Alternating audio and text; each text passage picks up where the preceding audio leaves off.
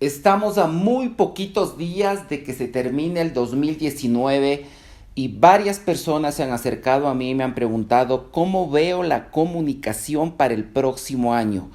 ¿Cuáles van a ser esas tendencias que se van a marcar en el año 2020? En este desafío que siempre está vigente. ¿Cómo llegamos a nuestras audiencias con mayor eficacia, con mayor interés y obviamente que no caigamos en esa barrera natural que ahora ha desarrollado el cerebro para desechar más del 95% de los mensajes que le llegan a la mente de las personas? Entonces, ¿cómo miro la comunicación en el año 2020? Antes de entrar a las tendencias, tengo que explicar dos temas claros. Yo veo en el 2020 una comunicación que cada día se hace más compleja. ¿Por qué? Porque vivimos en sociedades hipercomunicadas. La tecnología ha hecho que la cantidad de mensajes que le llegan a las personas, hombres y mujeres, cada día es inmensamente mayor a la que pueden procesar los cerebros de las mismas. Todos tenemos miles de correos electrónicos que no leemos, tenemos mensajes de WhatsApp que nos demoramos en responder, tenemos más o menos unos 4,000 estímulos de mensajes diarios que obviamente el cerebro no puede procesar.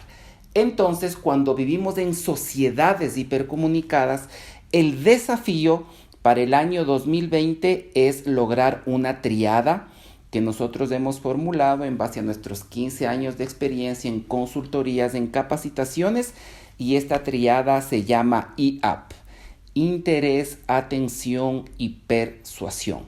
Como ustedes saben, la comunicación cada día se hace más complejo y, como decía, el desafío es llegar con nuestro mensaje al cerebro de nuestras audiencias. Ahora, una vez que aclarado esos dos temas, pasemos a las tendencias. La primera tendencia que yo veo en la comunicación del año 2020, si quiere ser efectiva, es una comunicación anclada a las expectativas de nuestras audiencias. Este es un error que comete la mayoría de comunicadores, de empresas, de publicidad, de políticos.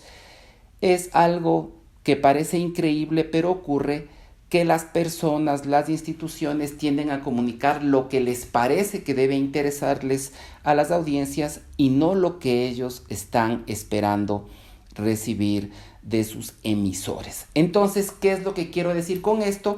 Algo muy fácil. Por ejemplo, una entidad gubernamental de ambiente emite un comunicado de prensa en el cual dice que va a ejecutar una jornada de reforestación. Entonces, esta entidad se preocupa más en comunicar el tipo de árboles que va a plantar, cuál es la política que está detrás de eso, cómo lo va a hacer, qué autoridad va a asistir, pero a la gente lo único que le interesa, si nos ponemos en las expectativas de las personas a las cuales le va a llegar el mensaje, lo único que les interesa obviamente es si pueden participar o no. Es decir, en la comunicación hoy se ven todavía muchas diferencias entre las expectativas de los grupos meta versus lo que las personas que comunican quieren decir. Casi siempre hay una diferencia entre lo que yo quiero decir a una audiencia y entre lo que ellos esperan escuchar o recibir. Entonces ahí el gran consejo es ponerse en los zapatos, ponerse en el lugar de nuestras audiencias y hacer pruebas de mensajes. Segunda tendencia: si la comunicación quiere ser efectiva, tiene que ser cotidiana, tiene que estar relacionada con lo que la gente vive en el día a día. Yo siempre digo, los medios de comunicación tradicionales hacen grandes esfuerzos todos los días por perder audiencia. ¿Por qué? Porque emiten comunicaciones que no son parte de la cotidianidad de las personas. Voy a poner un ejemplo, un titular de un diario que dice: reserva monetaria de libre disponibilidad baja un 30%. Este tipo de noticias ya no penetran en las audiencias porque son noticias que no están ancladas a la cotidianidad de la gente. Tenemos que usar lenguaje muy sencillo Y siempre les decimos a nuestros capacitados, políticos, ministros, empresarios, que deben ser personas que olfatean las bajadas cotidianas del lenguaje técnico o de las noticias muy técnicas. ¿Eso qué quiere decir?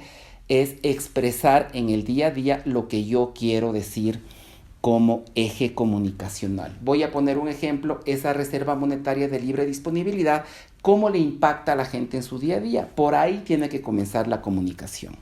Es decir, segunda tendencia, si la comunicación quiere ser efectiva, tiene que ser cotidiana.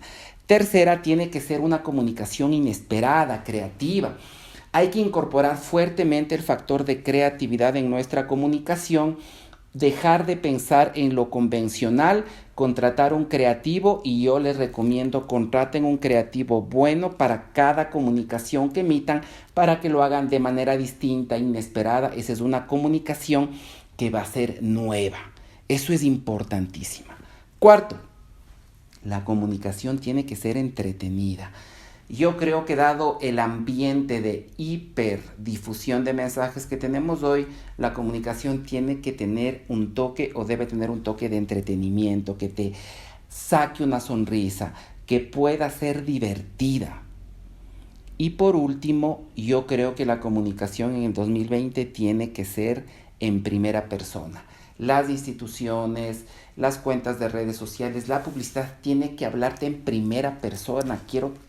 Tiene que decirte, quiero que me escuches, sé lo que estás pensando, pero en primera persona del singular o plural, es decir, que sintamos que las redes sociales, los anuncios publicitarios nos están hablando a nosotros directamente. Bueno, no quiero ahondarme más, no quiero demorarme más. Creo que esas son las tendencias de la comunicación. Parecen muy simples, pero para ejecutarlas pues se necesita mucha disciplina. Yo les animo a eso. Nosotros siempre estamos desde nuestros canales de Rodrigo Jordán y Rodrigo Aconseja queriendo o deseando transformar la comunicación. Nos vemos, miro esas tendencias, aplíquenlas. Un abrazo y síganos en nuestras redes sociales.